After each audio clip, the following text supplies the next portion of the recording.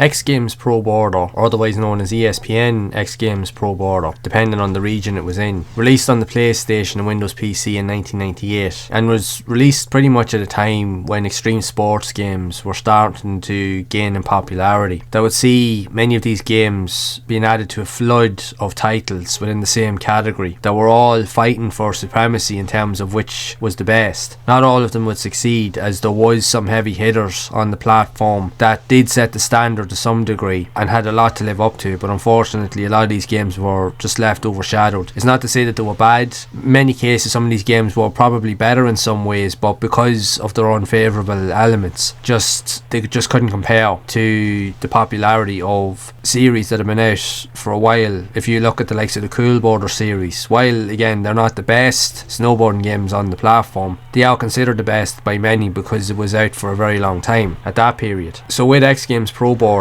the game did receive decent enough reviews, but in many cases the magazines said that it felt more of the same. In many cases, with some statements saying that it felt more like style over substance, and that still wasn't enough to knock Cool Borders off its perch at the top of the mountain, pretty much is what they were saying, which I can understand why, because Cool Borders had really set the standard at that point for all of these games to even exist, and it set the way for many of these games to enter into that arena. So it would have taken something really special and unique and completely original to stand out, and unfortunately a lot of these games, while they were decent and they were good, they had some really good qualities, just didn't have that mass appeal that would make them really stand out. But the game does give you access to a variety of different game modes, very like other snowboarding games of its kind, where you have slalom events, downhill slopes, big air events where you have to do tricks like on half pipes, or even do massive jumps off of one big like ledge where you have to try and gain the most amount of distance possible. So there was a lot of elements in this game that would cater to that dynamic, and it tried to mix up arcade with simulation elements, but it just felt a little bit lackluster compared to other games of its kind. Like, yes, there was the Cool Border series, which was going through many transitions at the time, where it went from arcade to try and be more of a simulation or more of a realistic focused element. You also had, that would come out later on, the likes of the MTV Sports games that would be more of that kind, and graphically they'd be among some of the best looking and visually impressive snowboarding games of that kind. So this, even though felt like it was trying to go for more of a simulation aspect, it still felt more arcadey. But I will be honest, even from my own time playing it, I found this one to be a little bit of a struggle compared to other snowboarding games, as the control systems definitely felt a lot more sluggish and clunky. And even with regards to some of the downhill race events, it wasn't always apparent to figure out where you needed to go, because sometimes you would have like flags or pointers to let you know where you were supposed to turn off when you were going downhill, but sometimes you wouldn't see them until the last minute, and that would completely throw you off. Plus it didn't help that the AI opponents were so overly aggressive that if you made a mistake early on in the race, which more than likely you will, they've literally just wiped the floor with you. They'll be already gone and near the finish line before you can even sneeze and know what's going on. So unfortunately there was just too many gripes, which I can relate to with the magazine reviews, because they also had the same problems with many of those issues. So yeah, you can understand why the game kind of fell flat in many regards. Now, it's not to say that it's a bad game, it's just it's released at a time when there was other popular and even better games starting to appear. So it would have taken a lot for the game to really stand out, but it just wasn't as polished as it could have been. Now that's just from my own personal experience. Other people might see it differently. Some people might consider this as one of the best, and that's totally fine, because there is a lot of these games out there on the console. There's any amount of them to choose from, really, like. So there's definitely something there for everybody. This game might appeal to others, but it won't appeal to many. One of the unique dynamics I will say about this game is that when you're doing the half pipe events, you also have other athletes or competitors racing and doing stunts alongside of you, so you have to be mindful of their surroundings. You have to make sure that you don't fall into them or crash into them as you're racing while you're trying to achieve high point scores, now which is very hard to do in this game anyway, but as long as you don't crash into someone, then you should be okay. But it is pretty cool seeing other racers there trying to also compete against you, and that you have to be aware of that it's not just about you on the course. So I think that in itself is a feature that stands out that you didn't really see in other games of this type, because usually on the half pipe events and other games it was just you and you alone. You didn't have other competitors on the screen with you. So I suppose every game is unique to itself. There's always something in every one of these games that's different from the other that you wouldn't see in other titles, and that's what will leave a lasting impact. There's just always something, even if it's very subtle and very small, there's always something out there that will stand out compared to other titles in its category. But aside from that, whichever snowboarding game you have played on the PlayStation, whether it's this one or one of the other games I've mentioned, I would love to know your thoughts of this game in particular, and what do you think of it overall. Did you enjoy this game back in the day, or did you prefer one of the other snowboarding games that were released on the system? So be sure to share it down in the comments below. And if you have enjoyed this video, make sure to leave a like, subscribe to the channel and hit that bell to be updated with future content. And if you would like to see more videos around other snowboarding games or extreme sports titles also released on the PlayStation, then you can check out the playlists here on screen to see more of those games in action. And as always,